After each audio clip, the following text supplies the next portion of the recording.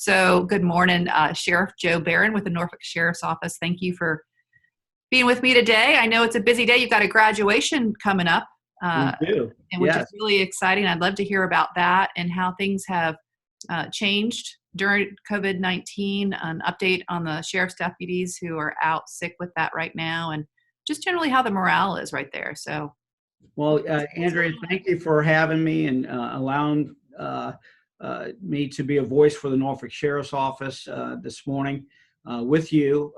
Thank you for all the great work that you're doing on council and your continued support of the Sheriff's Office. Yeah, we do have a graduation ceremony today going on, and we're excited about that. It's a little unorthodox ceremony because we're really just going to have a swearing-in ceremony. We're thankful to the clerk of the court, George Schaefer, who's going to come over and do the actual swearing-in ceremony for us, and then we're going to put them to work, probably starting Friday. Put them right to work because the teams could use the extra support of fully sworn deputies. So, Sheriff, are you going to do the graduation outside, or are you doing social distancing? How is that? Yes. Yeah. So today's ceremony is going to be short and sweet. It's just a swearing in, and I'll say a few words. It's outside. Everyone's 6 feet apart, and make sure they're maintaining that distance from each other. And we will, at some later date, do a proper ceremony for them. Listen, they worked very hard to get through the academy. They deserve the pomp and circumstances of a celebration and the ceremony of it all. But it's not going to be today. Today we need them to get to work, and we need them to be available, and they know that, and they're excited to jump in to help us to get that done. As far as jail operations and the operations of the Sheriff's Office, we are way ahead of schedule as far as planning and preparation and prevention techniques. We started looking at how to respond to COVID-19, with meetings starting as early as March the 12th and prior to the governor declaring a state of emergency and prior to the president declaring a state of emergency. We had created a plan, and we were looking at all of our processes and trying to figure out what do we need to do to keep us safe. And so we implemented a process of screening inmates prior to them getting out of the police car and coming into the jail. We have a nurse that goes out there and checks their temperature and asks them specific medical questions. And if we have any concern related to their health, then we send them to the hospital to get tested, and which takes a while. They're probably still going to come back to us, and we'll still end up in the jail, but at least we'll have additional information from the hospital, and they're already doing the testing process. And if they come back while you're waiting for the test results, do they go into some sort of quarantine area? How do you? Yeah. So if they're sick or they're showing signs, and first of all, great question. We're kind of using the 100.2 as a cutoff. If they get that or higher, they're going to the hospital. If it's low grade fever, they're still coming in, but we still treat them as if they're sick. So what will happen is they will go into medical isolation, and which keeps them separate from the general population, and we monitor their symptoms to see if they get worse, so that we can treat the symptoms. We have a full medical staff here at the Norfolk Sheriff's Office, so we're perfectly capable of doing that. We have a doctor that's full-time on our staff. We have nurses day and night, so we can handle all that. And as part of the planning, we identified areas in the jail for these circumstances. So we have identified an area for medical isolation, which is for people who are sick, and we identified an area for quarantine, which is for people who have been identified as being in close contact with people who are sick. And we also, for everybody that comes into custody, we have a 14-day observation area that we keep them in to monitor them to see if they may not have symptoms now, but we try to monitor to see whether or not they start having symptoms during that observation period. And we've also done a really terrific job in lowering our jail inmate population, because that was part of the plan. If we can identify people, with 6 months or less on their time, and the governor's even looking at that now, a year or less of time for the state penitentiaries. But we said 6 months or less, and then we worked with the courts and we worked with the Commonwealth Attorney's Office, and we got them to look at them and see what made sense about who we could release. Now, if they were inmates that had violent histories, criminal histories, or then we weren't looking to release folks like that. And we really were looking for non-violent offenders. Now, some people may say that a burglar is a non-violent offender. Well, we're not looking to let burglars out, because that's a pretty high crime. But we had people that were in here for shoplifting. We had people in here for traffic violations and probation violations from those kind of things. And we've gone from a jail population that was a little over 900 at the beginning of the year to, as of today, 681 inmates. Wow. We have not seen a jail population number like that in over 40 years. We haven't seen it in my career, and it's the lowest Norfolk has seen in 4 decades, and that's good. It's good for us for a number of reasons, not just about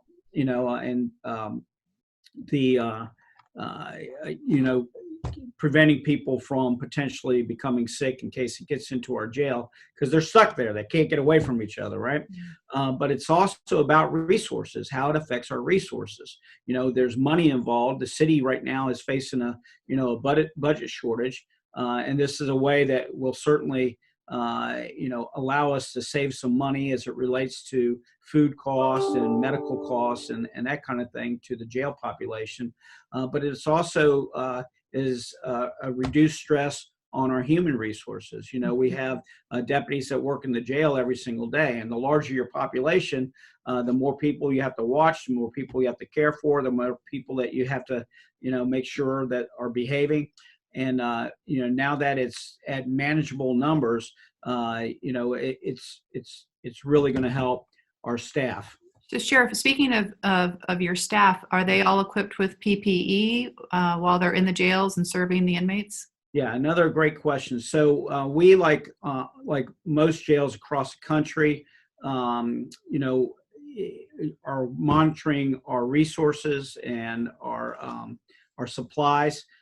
We early on ordered a lot of supplies, so we have PPEs, we have masks. Masks have been coming in over the last couple of weeks. We have issued 2 masks to all of our staff, so they have 2 that they can wear throughout the day. There's also a process out there in which you can clean masks so that they can be reused. So instead of using masks and throwing them away, they can be reused. We have a machine that we use that cleans equipment, so like their protective equipment for when they get dressed up in their probe gear. And we have found through the company that same cleaning equipment can clean the mask. So we're utilizing that. What we do is we collect the mask at the end of the day. They mark them so we know whose masks they are, and we send them over to get cleaned. And so we're doing everything that we can to protect our staff. We got gowns that we've ordered that have come in so that if they're working on a medical isolation ward or they're at booking and they have to deal with someone that they know is sick, and let's just say that someone's been arrested for murder and they got the virus, guess what? They're still going to come to jail, right? And we have to face that. We have to understand that, and we have to bring them in, and we're going to have to hold them. It's just, how do you manage that? And we have planned greatly to be able to manage those situations. We also created a cleaning team. I have a sergeant that's in charge of a unit that we created specifically to enhance our cleaning operations and sanitation operations in the jail. I can tell you that our regular deputies, that are working, in the jail, get excited when they see the cleaning team coming around, because they're doing it with passion and excitement and joy, cleaning, right? I mean, think about it, right? But they're doing it in such a fun way that it's infectious. Sergeant Needhold Not is infectious in a bad way. not in a bad way, right? No pun intended, really. But it puts smiles on people's faces, because the staff, when you talk about morale, the staff see all the efforts that we're making to try to protect them and take care of them. That's my biggest job, is taking care and protecting my staff.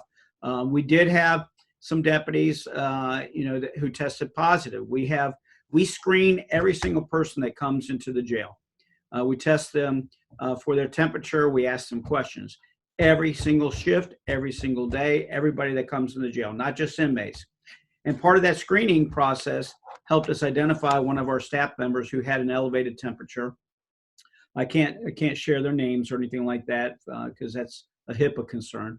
But that staff member was sent home and asked to go and get tested, and that person did. And we found out that the deputy was tested positive. Well, that's a good thing that the screening process worked, and it kept that person from coming into the jail at that particular time and potentially infecting others.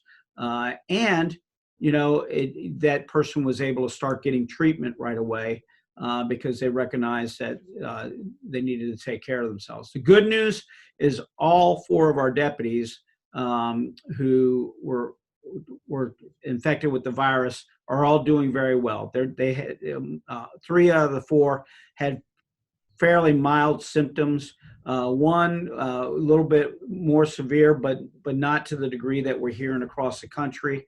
And they're all doing well, and they're on the mend, and we're very pleased with that. So you have the 4. You mentioned one was found as a result of your screening. The other 3, were they part of a team, or how was that? Yeah, so the identified? one, along with 2 others, were all part of the same team, and 2 others had called out sick, and so we contacted them. After we identified the one, we contacted the 2 that had called out sick to see what their symptoms were, and we encouraged. Actually, there was 3 others and we encouraged all 3 of them to go and get tested, and 2 out of those 3 tested positive. The 3rd one came back negative, which was good news. And then the 4th one was someone who had been out of the state visiting family, and when they returned, they were sick, and they haven't been back to work. So that was not someone we were concerned about, having been in the jail and that kind of thing. Clearly they caught it while they were away on vacation. But that person was sick, and the only reason that was caught was because the person went to the hospital for unrelated reasons, and then the hospital tested them and found out that they were positive. So the good news is that they're all getting the help that they need. That's great. That's great to hear. Great to hear that you're, fingers crossed that those numbers stay low. And I know that you're reporting them on your website once a week. So I'll put the link to the sheriff's website on the video. Yeah, I didn't get a chance to mention that, but we for transparency purposes, we created the COVID-19 link on our website, which is norfolk-sheriff.com.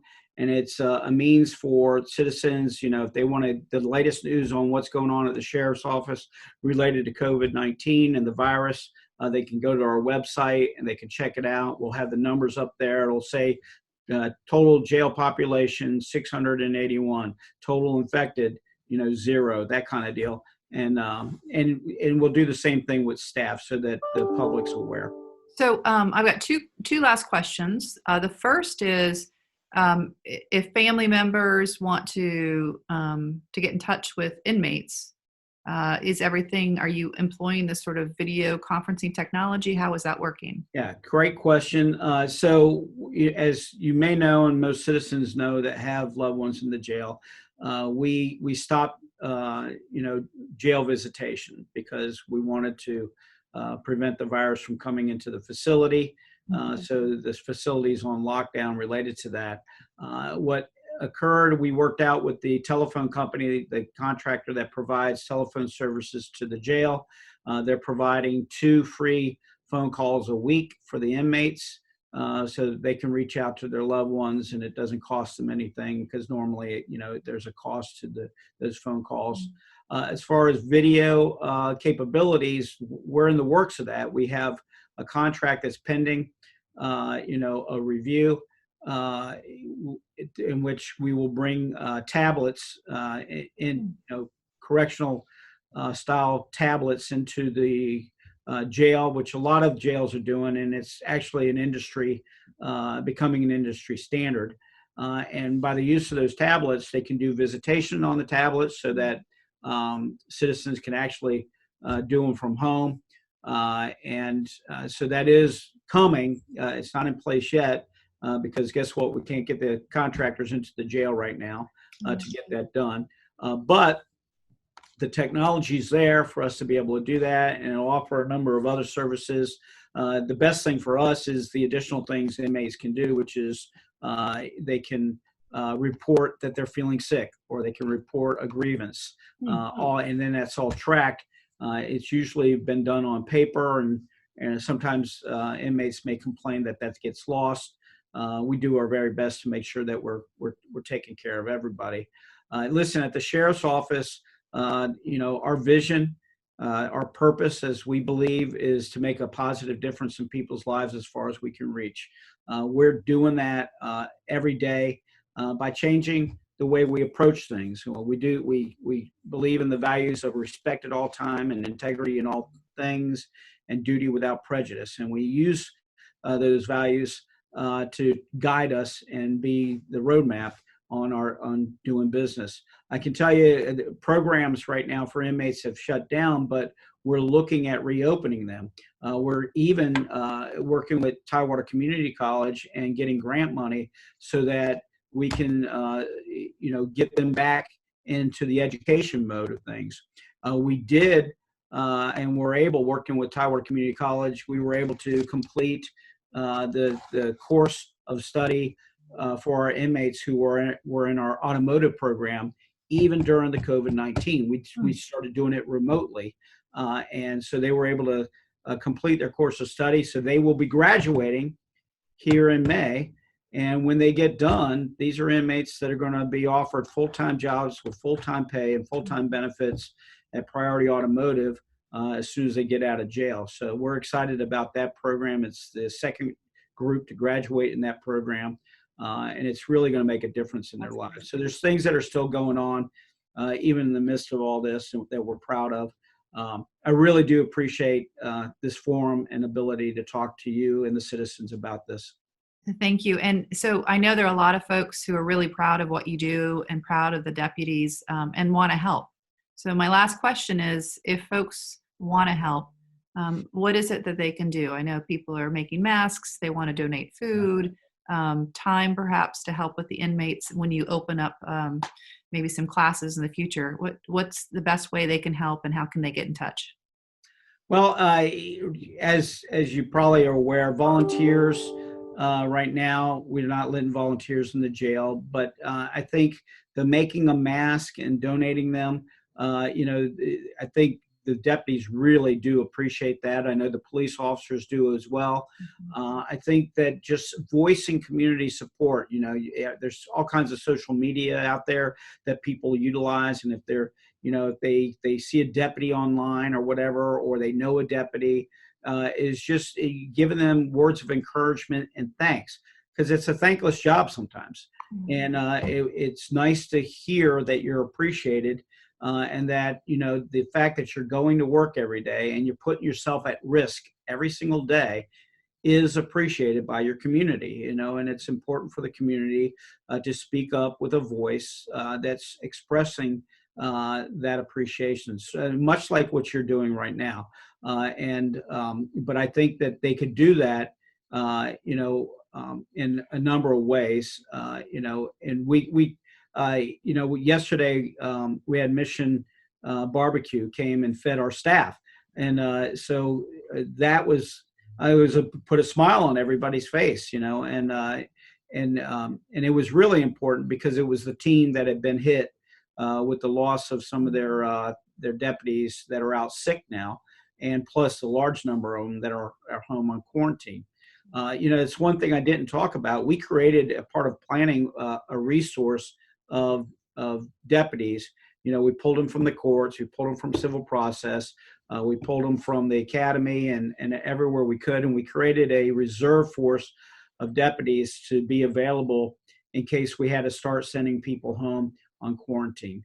It's just another example of why it was so important to reduce the inmate population and the stress on our staffing needs, just in case something like this happens. I appreciate the question. I think people just need to, okay, this is nice. They need to get out and they need to voice their support for all of our first responders, for all of our nurses, for all the people that are out there every single day providing services in the face of a pandemic. Absolutely. Well, that's the purpose of this little video series, is for folks to see people on the front lines, and to show gratitude for all that you're doing, and asking people, if they don't have to go out, stay home. Stay home. Go out, Yeah. wear a mask. Wear a mask. I saw the Surgeon General say to stay 6 feet apart, and they basically said, put your arms out, and if you're 2 arm lengths away, then you're good. The other thing I will just say, Andrea, that we've learned in this process, because I've talked to every deputy that was sick, it's not always a fever. Sometimes it's body aches that are first symptoms. And then at least 3 of the 4 lost a sense of taste and smell. Yeah. And I think, I think they would share with you the washing of your hands, don't touch your face, wear a mask, social distancing, all those things, we really need to take seriously, and we really need to do them, and be aware that we need to do them every single day. Yeah. And I think that we can be a safer community. It looks like it's working. It really does. I mean, when you think about it, we're on April 22 of 2020, and the numbers in Norfolk have not gone crazy as of yet. And so I think the lowering of the curve, or whatever that saying is, I think it's working, and I'm excited about that. Absolutely. Well, thank you so much. Congratulations to your graduates today. I'm sorry I can't be there. No Please problem. invite me to the next graduation ceremony. Absolutely. And for folks who are watching, go to the sheriff's website, norfolk-sheriff.com. Norfolk-sheriff.com. So Norfolk with a dash and sheriff.com. Okay. And or if you just go and Google Norfolk Sheriff's Office in Norfolk, Virginia. And you've got a great they'll be able to Facebook find and it. social media presence too. So Right. Thank you. for all that you do. And stay safe, be well, and I'll see you soon. Thank you, Andrea. Take care. Take care.